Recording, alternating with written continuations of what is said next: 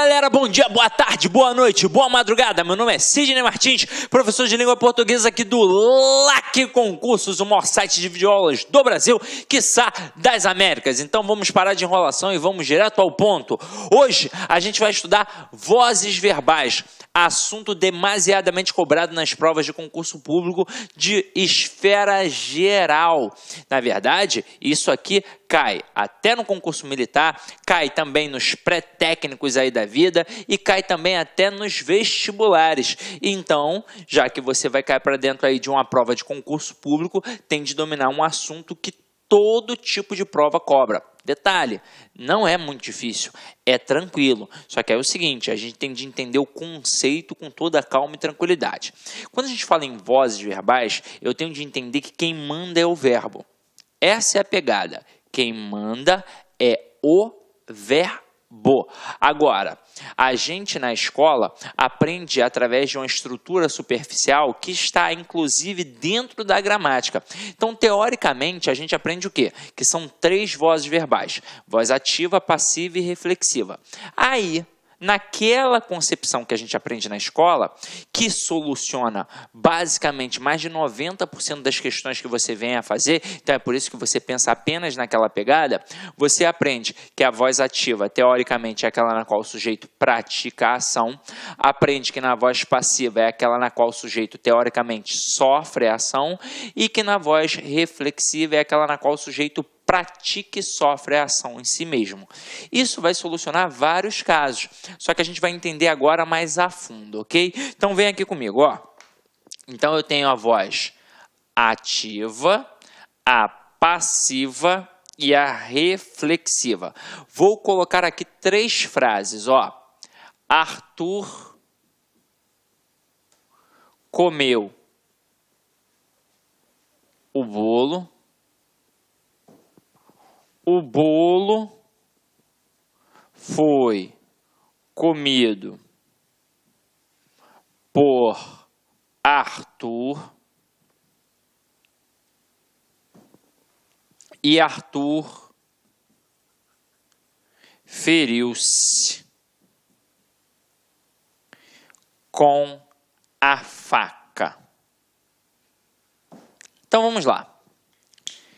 Então, voz ativa, aquela na qual o sujeito pratica, voz passiva, aquela na qual o sujeito sofre, e voz reflexiva, aquela na qual o sujeito pratica e sofre. Dica que eu vou te dar. Para concurso público, o creme de la creme é a passagem da ativa para passiva e vice-versa. Então, a reflexiva ela acaba sendo um galho fraco. Não significa que não caia, mas ela cai menos. Até mesmo porque, para nossa compreensão, é muito mais fácil. Quer ver? Vamos analisar. Então, acompanha aqui comigo, ó. Arthur feriu-se com a faca. Quem foi que praticou a ação de ferir? O Arthur. E quem sofreu a ação de ser ferido? O próprio Arthur. Então é por isso que eu chamo de voz reflexiva. Por quê? Porque o Arthur pratica uma ação e ele sofre o reflexo de sua ação. Então este pronome ser aqui eu vou chamar de pronome reflexivo ou de partícula reflexiva. Por quê? Porque indica a reflexividade do processo. Afinal de contas, é como se eu dissesse que o Arthur feriu a si mesmo, que o Arthur feriu a si próprio. Aí você vai dizer assim para mim, Sidney, mas na época da escola eu aprendi com a minha professora que existe uma tal de voz recíproca. É pertinente isso, Sidney? Vamos lá. E aí, o que você tem a me dizer? É pertinente sim. Só que é o seguinte, para a gramática tradicional, a gente tem 3 vozes, a ativa, a passiva e a reflexiva. A recíproca, na verdade, é uma extensão da reflexiva. Funciona assim, ó. Eu coloco Arthur e Joana se beijaram.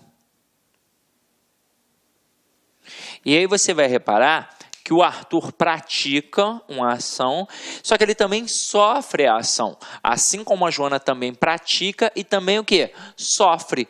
Só que agora é o seguinte, eu não tenho apenas um elemento. Então não é um elemento praticando uma ação e sofrendo o reflexo de sua própria ação. Eu tenho, na verdade, 2 elementos. É um processo simultâneo. E Por isso eu penso na questão da reciprocidade, porque para existir reciprocidade tem de existir dois elementos, tranquilo? Então aqui, ó, eu já aprendi o que é a partícula reflexiva e acabei de aprender o que é a tal da partícula recíproca. Qual é a principal diferença entre a reflexiva e a recíproca? Apenas o número de agentes. Na reflexiva, eu só tenho um, que sofre o reflexo de sua ação. E na recíproca, obrigatoriamente, eu tenho dois elementos. E por isso eu tenho reciprocidade. Ok? Tranquilo? Então vamos lá. Agora, eu vou apagar essa parte aqui de baixo, que você já anotou espertamente, sabiamente. E a gente vai cair para dentro das outras duas sentenças que a gente tem aqui agora, ó. A gente vai aprender a passar da ativa para a passiva. E aí eu pergunto a você que está em casa, o que eu preciso fazer para transformar um cara que é ativo em passivo? Aí você deve estar pensando sacanagem, mas é mais ou menos isso mesmo. Eu vou dar uma cruzada nele, ó. É isso aqui que eu vou fazer, ó. Só que é o seguinte, vamos analisar etapa por etapa. Quando eu digo Arthur comeu o bolo, quem praticou a ação de comer? Arthur. E quem sofreu a ação de ser comido? O bolo. Então, eu tenho um verbo, que é o verbo comer, um sujeito, que é Arthur, e um objeto, que é o bolo. Detalhe, eu aqui tenho um verbo transitivo direto. Verbo transitivo direto é aquele que pede o complemento sem a preposição. Ou seja, aquele que pede um objeto direto. E aí a gente entende que para cada ação que a gente pratica, sempre haverá alguém que vai sofrer ou ser alvo da ação. Quem sofre é alvo da ação funciona como objeto. Mas aí pensa comigo, quem é que sofre? É o objeto direto. Então, a gente sempre, para fazer questão de vozes verbais, vai pensar num verbo que seja transitivo direto. Por quê? Porque só dá para passar da ativa para a passiva quando eu tenho um verbo transitivo direto, ou então, quando eu tenho um verbo transitivo direto e indireto, e isso por causa do direto. Daqui a pouco eu vou mostrar para vocês. Por quê? Porque o cara que está sofrendo a ação na ativa é o que vai passar a sofrer na ação na passiva e vai ser chamado de sujeito. Eu não tenho como fazer isso com um objeto indireto, por exemplo. Por quê?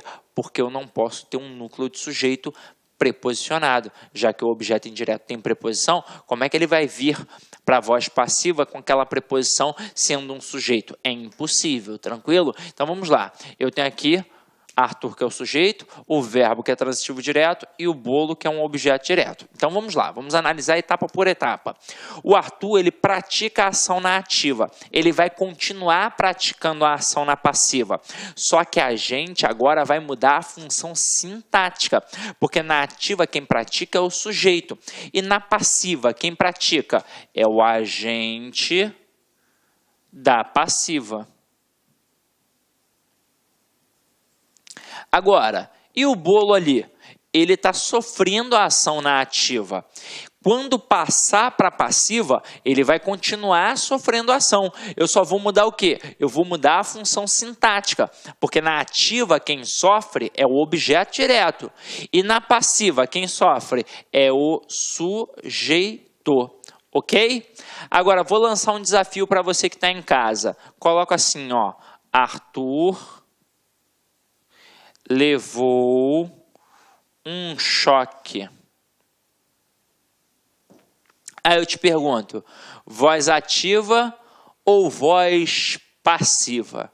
Aí muito aluno vai pensar assim, ué, o Arthur sofreu, então a voz é passiva. E aí lembra que eu te disse no início da aula que aquela explicação da gramática, aquela explicação lá na escola era superficial? Atendia a vários aspectos. Você iria solucionar mais de 90% das questões, mas... Salve, salve, meus amigos, tudo bem? E aí, curtiu a aula? Realmente, nosso professor é diferenciado, né? Só aqui no Like Concurso você terá professores assim, direcionados, focados na sua aprovação, que não ficam aí enrolando, vão direto ao ponto e vão trazer para você as questões que realmente vão cair na prova do seu concurso público. Quer ser policial rodoviário federal? Vem fazer conosco. Vem fazer a turma pré-edital, turma 3, daqui do Like Concursos para o concurso da Polícia Rodoviária Federal. 10 vezes de R$35. Veja, 10 vezes de R$35, investimento baixo para um sucesso gigantesco que é a sua aprovação. Um abraço, fique com Deus. Tchau, tchau. Clique lá.